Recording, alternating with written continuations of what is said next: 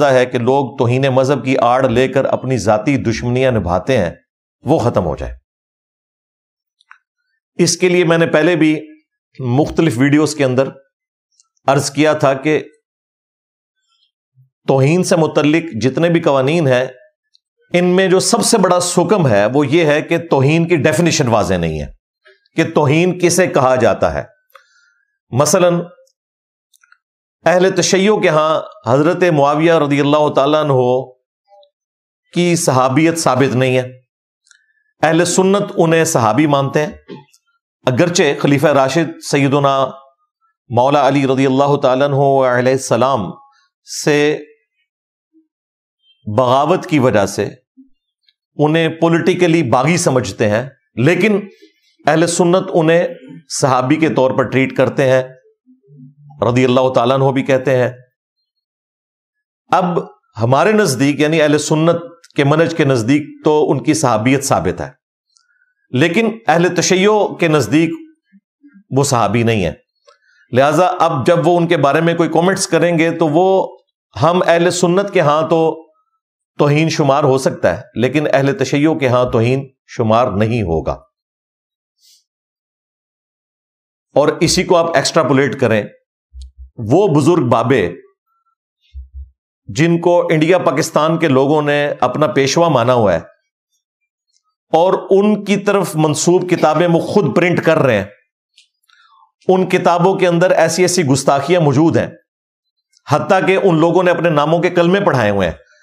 ہمارے نزدیک تو ان بزرگوں کی بھی کوئی بزرگی ثابت نہیں ہے، لہذا اگر کوئی ان کی توہین کرتا ہے تو وہ عین اسلام ہے،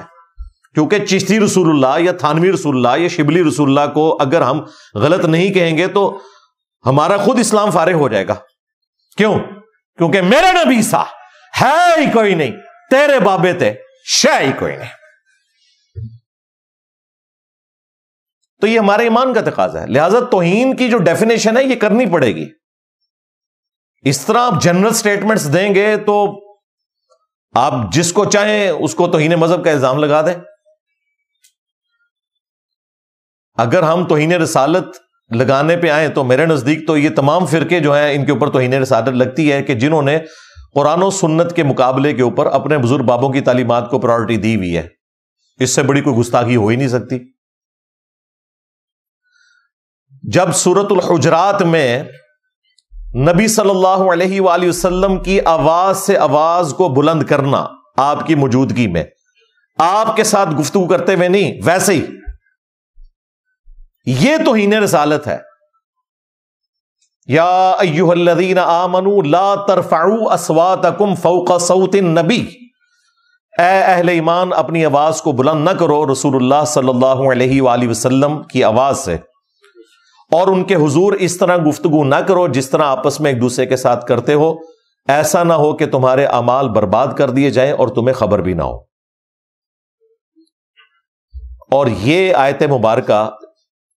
کسی عام انسان کے بارے میں نازل نہیں ہوئی، اس مخلوق کے دو بہترین لوگوں کے بارے میں۔ ابن ابی ملیکہ کہتے ہیں تابعی کہ قریب تھا کہ اس مخلوق کے دو بہترین لوگ تباہ و برباد ہو جاتے جب انجانے میں انہوں نے رسول اللہ کے حضور اپنی آواز کو بلند کیا، اور وہ دو لوگ تھے ابو بکر اور عمر رضی اللہ تعالی عنہما وعلیہم السلام۔ تو تواڈے بابے تو شاہی کوئی نہیں، ابو بکر اور عمر جیسا ہے ہی کوئی نہیں، تیرے بابے تو شاہی کوئی نہیں۔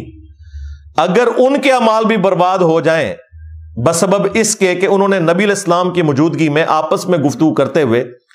اختلاف رائے کیا اور آواز بلند ہو گئی،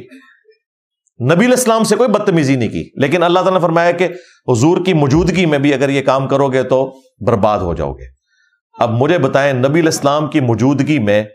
ان کی صرف آواز سے آواز بلند کرنا اگر گستاخی ہے تو نبی علیہ السلام کی تعلیمات سے کسی اور بابے کی تعلیمات کو بلند کرنا یہ اس سے بڑی گستاخی ہے۔ تو ہمارے نزدیک تو یہ سب گستاخ ہیں، تو اس کا اینڈ تو کوئی نہیں ہوگا۔ لہذا توہین کی ڈیفینیشن کرنا ضروری ہے، یہ نمبر 1 سٹیپ ہے۔ اور نمبر 2 جو میں نے عرض کیا کہ توبہ کی شک ڈالنا ضروری ہے۔